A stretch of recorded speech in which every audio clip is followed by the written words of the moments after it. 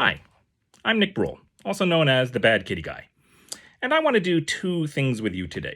The first thing I want to do is I want to talk to you about this book, the newest Bad Kitty chapter book, Bad Kitty Gets a Phone. After that, I want to show you how to draw Bad Kitty. And I'm mentioning that to you now because you might want to take a moment to get yourself a sheet of paper, pen and pencil, something to draw with. You don't have to. It's okay if you want to just watch. But before I get to that, I want to talk to you a little bit more about this book, Bad Kitty Gets a Phone.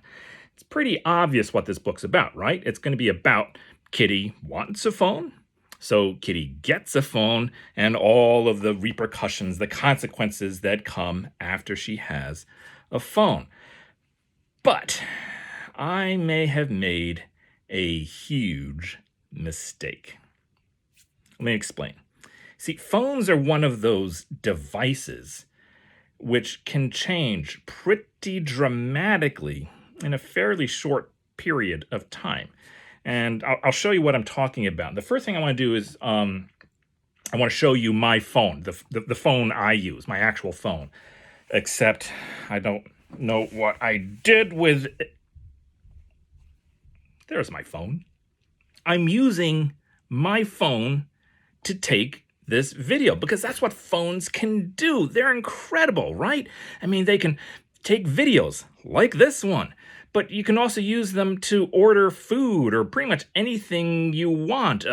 They are incredible tools for research. You can write with a phone. You can draw with a phone. And the phone I have looks a lot like the one Kitty really wants. And here's a picture of it on the page where Kitty gets her phone. She looks pretty excited. But here's the thing.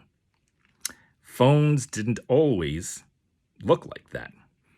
It's only until pretty recently. This was my phone, only about 7 or 8 years ago, right? It didn't have as big a screen. You could use it to call people, of course. I could take pictures with this phone. There was a camera. That's not a lot, though. Oh, and I could text with this phone. That's kind of why I liked this particular phone. Before that, this was my very first cell phone. See, look at that. It had a tiny, tiny screen. It did not take pictures. You couldn't really text. And there was an antenna on top that may or may not have done anything. Still not sure. But before that, I'm going to show you the phone that I grew up with when I was a kid. You ready? Brace yourself. This was my phone. This was the actual phone our family used to make phone calls. I mean, look at it. It weighs at least, 3 or 4 pounds. It's been on my lap all this time. I might need to see a doctor after this is done. What do you not see on this phone? You don't see any kind of screen, but you also don't see buttons. And this is how you would use this phone. You would pick up the handset and you would put it to your ear and you would dial. And I do mean dial because in order to make a phone call, you would put your finger in these holes and you would turn it. Now listen. Did you hear all those little whirs and clicks? Those clicks meant something because this machine would count the little clicks.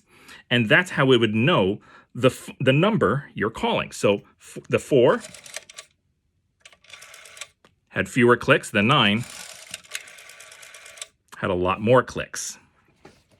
That was my phone. And the reason I bring this up is if I was to ask you to imagine a phone in your mind, you'd probably come up with something closer to what Kitty has than if you were to ask your grandparents or someone my age to imagine a phone in their mind. They might picture something like this, which looks drastically different from the phones that you're used to. You'd be pretty hard-pressed to find a way to play Subway Surfers on this phone.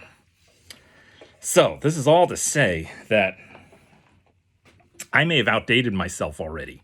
I wrote a book about this cat getting a phone, but it just could be a matter of just a few years from now that this phone or the phones won't look like the phone Kitty wants. So the only thing I can say is run out and get this book as quickly as you can, because in a few years, it might not make a whole lot of sense. Now let's draw Kitty. But before we go to that, I don't want to be the guy who joins you and says, all right, kids, this is how you draw a bad kitty. No, I want to make it a little more interesting. I'm not only going to show you how to draw a bad kitty, I want to show you the biggest challenge, the hardest part of drawing bad kitty. And that is giving her feelings, emotions. See, feelings and emotions are really important in stories. Every single character and every single story you have ever read, you're ever going to read, they need feelings and emotions to seem real. But I've got another problem. I got a lot of problems when I have to draw my books. And my problem with Kitty is that she doesn't talk. She's a cat. But because she doesn't talk, she can't just tell us what she's thinking. She can't just tell us what she's feeling. The only way to know what Kitty is thinking or feeling is by seeing the expressions on her face. That's my challenge. And I'm going to show you how I meet that challenge each and every single time. Okay, so I've got my paper, I've got my marker. Let's draw Kitty. So when I'm drawing Kitty, I always start in the middle of her face with that part of the body called the elbow. Hold on, that doesn't sound right. I need to review. Head, shoulders, knees and toes, knees and toes. Head, shoulders, knees and toes, knees and toes, and eyes and ears and mouth and nose. That's her nose. Sorry about that. All right. Anyway, after her nose, I draw her mouth. All right. Now above her nose, I'm going to draw these two circles. And these two circles, of course, are going to be her gallbladder. That doesn't sound right either. Hold on a second. Head, shoulders, knees and toes, knees and toes. Head, shoulders, knees and toes, knees and toes, and eyes, eyes, eyes. Those are her eyes. I knew that. Sorry. Anyway, above her eyes, I'm going to draw these four hairy deals. Next come her ears. Now, my research shows that all cats have 2 ears. So I always give Kitty 2 ears, if only for the sake of scientific authenticity. If you ever run across a cat that has more or less than 2 ears, medical attention might be necessary.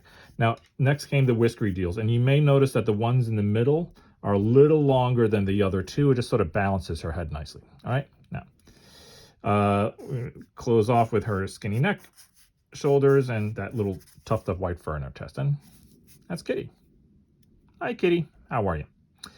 But I'm not really done yet. You see, because I call this blank-faced Kitty. She doesn't really have an expression, at least not yet. You cannot look at this face and know for sure what she's thinking. You certainly cannot look at this face and know for sure what she's feeling. That is about to change, because with a single stroke of this marker, I'm going to turn this blank, expressionless Kitty into annoyed Kitty. This is going to happen quickly, so pay attention. Here we go. All right? No expression, annoyed. In case you missed it the first time, no expression, annoyed. No expression, annoyed. See, the smallest detail can make a huge difference. It's knowing where to put that detail. That's my challenge. To further illustrate this point, and I do mean that literally, I'm going to do this 3 more times. But to save time, I'm not going to draw her whole head. I'm not going to bother with her hair or her whiskers or even her ears. I'm just going to draw the important parts of her face. But you may have already noticed that those 2 circles, her eyes, I'm making them a little bit bigger than the first time. And there we go. All right, so I have 1, 2, 3 Kitty faces. They're pretty much the same. They're pretty much identical, but obviously they're also incomplete. Something is missing. Well, by the time I'm finished, this first one is going to be Surprised Kitty. All right? This next one here is going to be Crazy Kitty. Got it? All right. This last one is going to be Adorable Kitty. Okay, you ready? All right, first things first, Surprised Kitty. You ready? Here we go. 1, 2. That wasn't so hard, but check this out. This is actually my favorite part. All I did was I add 2 dots. But just by adding 2 dots, look at how much more alive that face suddenly became compared to the other 2. I never get tired of that. All right, next, Crazy Kitty. You ready? Here we go. 1, 2. That's not so hard, right? All right. Last but not least, Adorable Kitty. Ready? Here we go. 1, 2. I had 3 kitty faces. They used to be the same. They used to be identical. By the time I was done, the only difference between surprised, crazy, and adorable was where I put the dots for her eyes and how big I made them. See, learning these details, the ones that make such a huge difference, took me a lot of time. Took me a lot of practice, but remains to this day the hardest part of my job when I have to draw this character. Thank you for joining me today. I hope you had fun. I know I did. If anyone needs me, I'm going to be playing Minecraft on my phone. Or not.